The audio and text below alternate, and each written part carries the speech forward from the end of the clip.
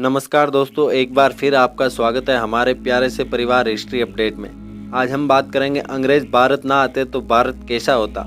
इस बात को तो किसी भी राष्ट्र का व्यक्ति नहीं जुटला सकता कि आज़ादी की जंग से पहले भारत को सोने की चिड़िया नाम से संबोधित किया जाता था। और ऐसा होता भी क्यों ना, क्योंकि भारत देश संपत्ति और समृद्धि से भरपूर था। हर तरफ खुशहाली थी, लोगों के पास फसल, कारोबार आदि के इतने साधन थे कि किसी भी देशवासी को देश के बाहर जाकर व्यापार करने की जरूरत नहीं पड़ती थी। भारत में कोहिनूर हीरे से लेकर कई ऐसे बेशकीमती रत्न भरपूर थे जो शायद ही किसी और देश के पास मौजूद थे।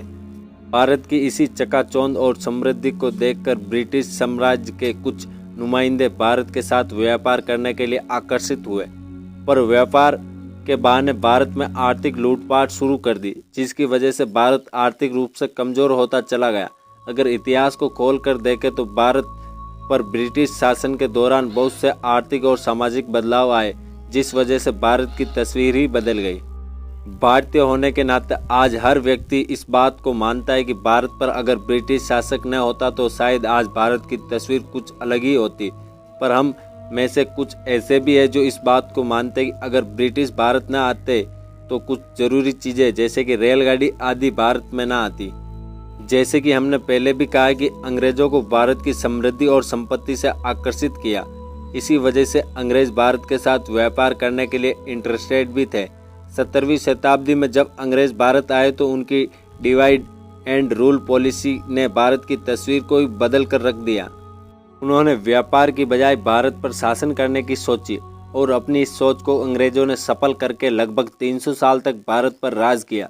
इसकी शुरुआत के लिए उन्होंने सबसे पहले छोटे छोटे राज्यों को अपने अधीन किया और फिर इसी तरह बढ़ते बढ़ते वह बड़े राज्यों को अपने अधीन करने लगे। इस दौरान भारत में बहुत से बड़े और छोटे बदलाव आए।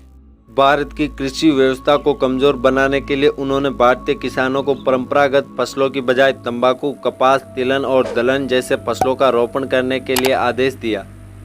इसके पीछे का कारण यह था कि वह भारतीय किसानों की फसल करने की तकनीकी का इस्तेमाल करें, अच्छी मात्रा में फसल उगवाकर इंटरनेशनल मार्केटिंग में ज़्यादा से ज़्यादा फायदा कमाना चाहते थे। अगर इसके बदले में किसानों को भी अच्छा मुनाफा मिलता तब तो ठीक था, पर उन्होंने ऐसा न करते हुए किसानों का हक भी मारा और उनसे पशुओं की भांति काम करवाया। इसलिए यह कहा जा सकता है कि अगर अंग्रेज ने भारतीय किसानों से जबरदस्ती नई फसलें न उगवाई होती तो शायद कृषि के क्षेत्र में भारत का नाम अग्रिम देशों की सूची में शुमार होता। अंग्रेजों ने स्थानीय लोगों को पुश्तैनी जमीन को सस्ते दामों पर जबरदस्ती खरीदकर उस जगह नए और अंग्रेज जमींदार बनाए। लगान की दरों में इजाफा कर दिया, जिस वजह से पहले से कर्ज में डूबे हुए किसानों की हालत और भी खराब हो गई और वह अंग्रेजी सरकार की गुलामी करने को मजबूर हो गए। जैसे कि अब आधे से अधिक भारतीय अंग्रेजों के गुलाम हो चुके थे, तो इसी बात का फायदा उठाते हुए अंग्रेजों ने नई नीति अपनाई। उन्होंने कपड़ा बनवाने के लिए भारत से कच्चे माल की खरीद सस्ते दामों पर शुरू की। फिर इस माल से कपड़े बनवाने के लिए वह इंग्लैंड की मदद लेते और दोबारा वही कपड़ा भारत में महंगे मूल्यों पर बेचते। ऐसा करने से भारत के कपड़ा व्यापार को काफ़ी भारी भरकम नुकसान का सामना करना पड़ा। इसके बाद जुर्म की हदें तब पार हुई जब उन्होंने भारत में ही कपड़ा बनाने की मशीनें लगवा दी। ऐसा करने से उनको भारत के मजदूर मिलने लगे। अब वह अपने भारतीय गुलामों से मुफ्त में काम करवाने लगे, जिससे कि भारतीय मजदूरों पर और ज़्यादा जुर्म होने लगा और भारत की अर्थव्यवस्था डगमगाने लगी। जो भारत कभी कपड़े में इंपोर्टिंग कर एक्सपोर्टिंग दोनों का काम किया करता था, अब वह केवल कपड़े का इंपोर्ट करने के लिए ही रह गया और इंटरनेशनल मार्केट में भारत का नाम कपड़ा व्यापार के लिए मानो खत्म ही हो गया। भारत में सदियों से चली आ रही गुरु शिष्य परंपरा और गुरुकुल के चलन को अंग्रेजों ने वेस्टर्न स्कूलिंग सिस्टम के साथ बदल दिया।